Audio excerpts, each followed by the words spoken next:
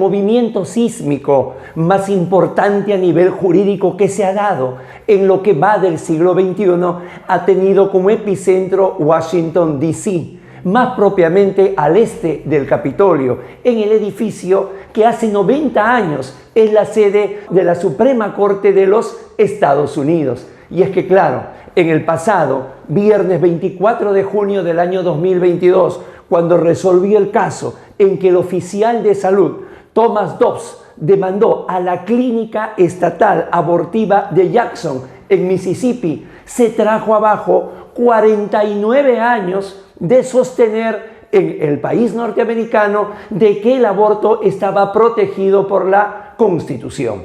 Esta sentencia paradigmática, esta sentencia revolucionaria, esta sentencia que va a quedar en la historia, ha traído una serie de figuras procesales que normalmente hemos analizado aquí en Tribuna Constitucional. Y qué mejor que esta sentencia, que insisto, es una sentencia que va a quedar en los anales de la historia del derecho, podamos reconocer las figuras procesales que en ella se presentan. De ello hablaremos unos minutos. Soy Guido Aguilar Grados y quiero darle la bienvenida a una nueva entrega de Tribuna Constitucional, el caso Dobbs versus Jackson, figuras procesales.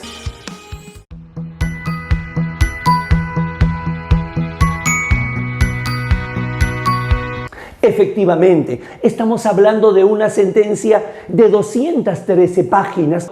Definitivamente nos vamos a encontrar que más allá de toda la trascendencia guarda una serie de características de figuras procesales que qué mejor poderlas reconocer en ella. Son las siguientes.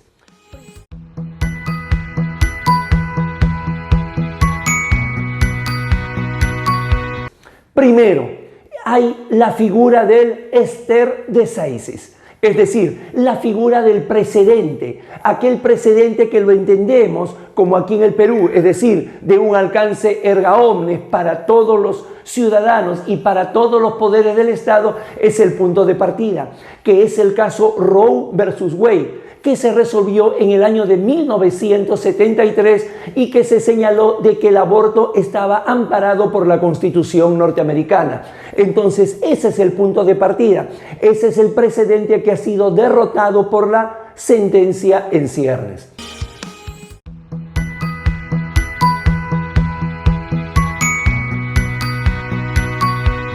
En segundo lugar, otra figura que también se da, que no se puede dejar de lado, es el following.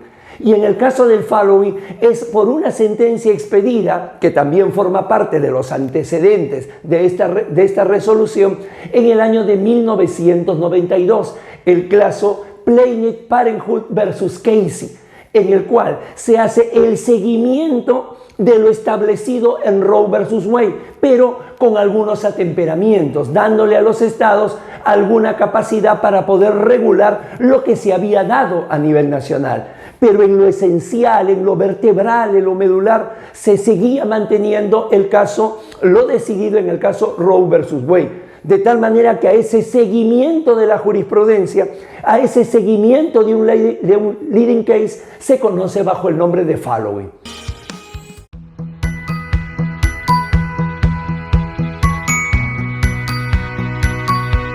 En tercer lugar, el caso surge en el estado de Mississippi y logra llegar a la Suprema Corte norteamericana. Ese recurso por el cual sale un caso del dominio del Estado y llega a la Suprema Corte norteamericana se denomina el certiorari y es un filtro, es un cernidor bastante exigente. Es decir, para que la Corte lo pueda recibir tiene que ser uno de aquellos casos que realmente tengan relevancia constitucional.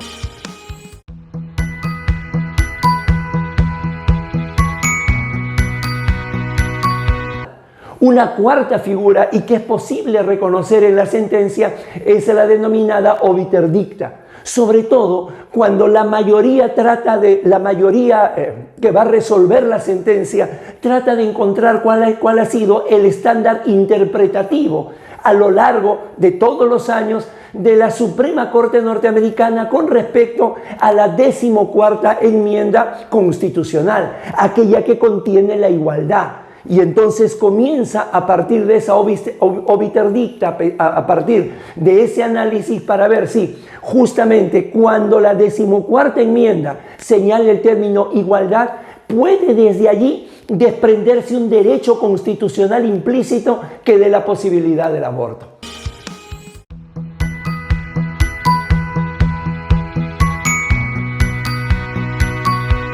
Quinto, la parte más importante, la denominada ratio de Chirendi, la argumentación central, la argumentación nuclear, para lo cual la mayoría, recordemos que el fallo fue 6 contra 3, va a recurrir a una interpretación histórica y tradicional. Es decir, históricamente la Suprema Corte de los Estados Unidos había sido reacia a reconocer derechos que expresamente no estaban señalados en el texto constitucional. Y entonces, en un país que es tributario del common law, la historia y la tradición tienen un peso específico importante, por lo cual van a concluir que el derecho al aborto no está amparado por la Constitución norteamericana de 1787.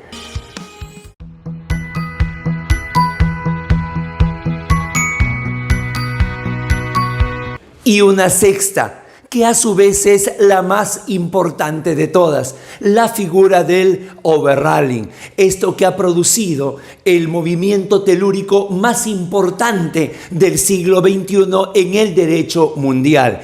El cambio de la línea jurisprudencial, lo establecido en Roe versus Wade en 1973, ha dado un giro con esta reciente sentencia Dobbs versus Jackson.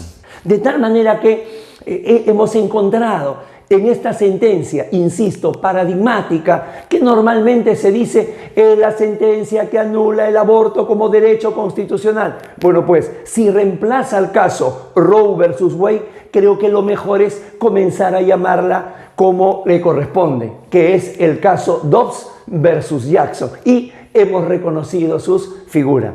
El análisis de fondo de la sentencia lo vamos a hacer en un programa en un futuro cercano. Para ello, siga conectado a Tribuna Constitucional. Suscríbase si ya lo hizo, difunda. Súbase a esta tribuna del conocimiento jurídico. Han sido muy amables. Muchísimas gracias a todos. Un fuerte abrazo.